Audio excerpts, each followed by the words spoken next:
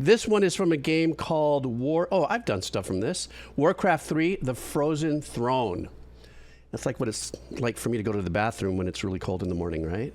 Is that probably not going to be the same thing? I'm just being an idiot because it's my stream and I'm old and I can. No message here, so let's check this out. This is called Shadow Throne. Let's see what we got here. All right.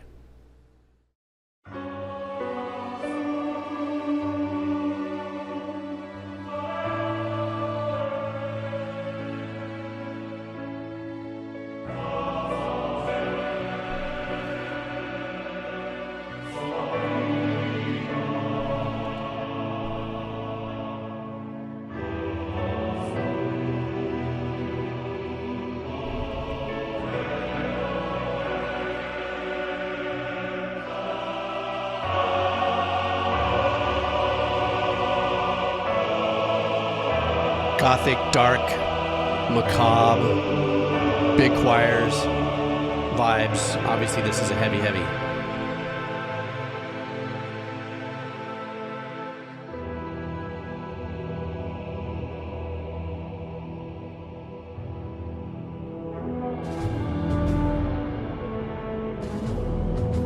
Ooh, nice. A little major note in there.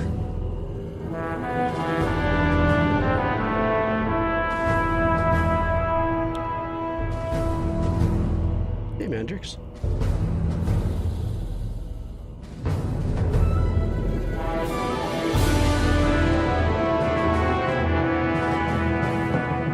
The vibes here are giving me like maybe the main character is looking over the next quest of heaviness.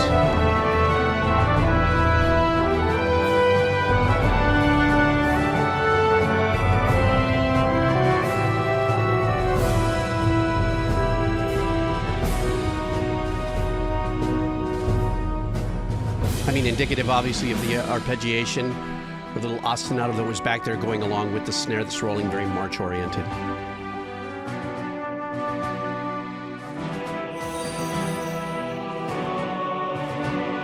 Good ears, droid.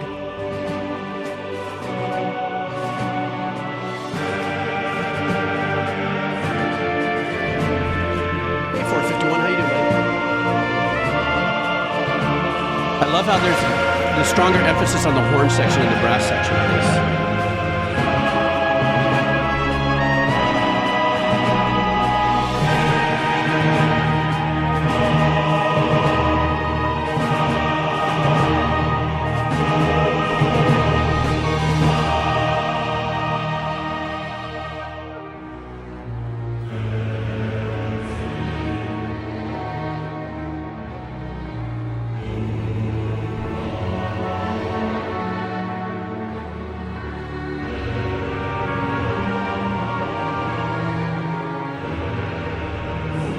I love the darkness of some notes.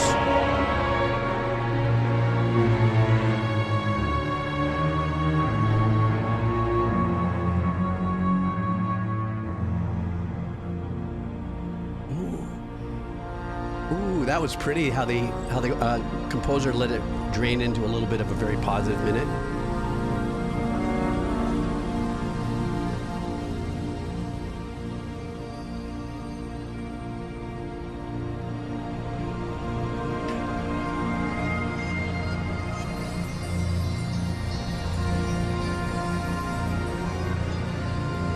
A little bit of hopefulness here. I like that.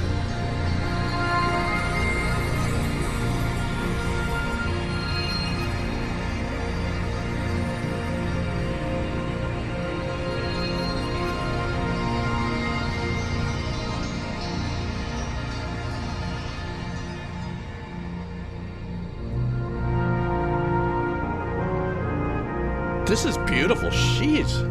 I love this. This guy's killing it.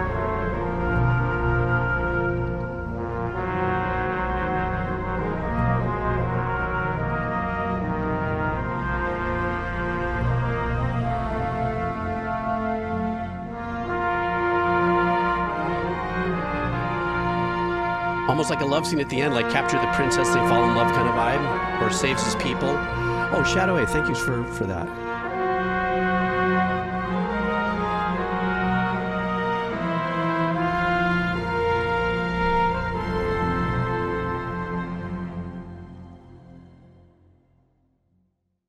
Ooh, like a traditional echo. That was almost like a scene cut without it resolving and stuff like that. What a great freaking piece. I think Shadowway. I think without a doubt, I just read what you wrote here. What I loved about the journey and the composition is that it came off with that kind of vibe I had said earlier. It almost sounds like, what's the What's the dark mission? Subliminal. What's the dark mission that's coming for the character as looking at the next thing that he has to, he or I don't know anything about the game, if it's a he or meaning he or a team or whatever the case is or how the game is played. It's looking over the next kind of mission, if you would, but with pride of, maybe have already beaten some other things in the forward, looking into the future. But what the composer did that I love through this is he constantly, or not constantly, I think 3 times throughout this listen, brought us into a place of, by doing these little lifts that went into major progression or into a major scale of composition. Alman had kind of said it, the Picardy third, if you would. See, that's what I'm talking about, Alman. You do your homework, but I like it. That's what it's called. And gives us a little breath of hope. So that's what I was saying at the end of the track. It was a beautiful thing. Like, I didn't know what it is, but maybe he gets the princess and they got married or something, but it was very uplifting. But it was a wonderful freaking track. Beautiful, so well composed. And so thank you for that. Super cool beans. And the other thing is, too, is that I do want to mention when the horns first came in, I was like, because I think for folks who don't know, when we talk about a horn section, if you would, especially in an orchestra, let's say it's a full-blown section.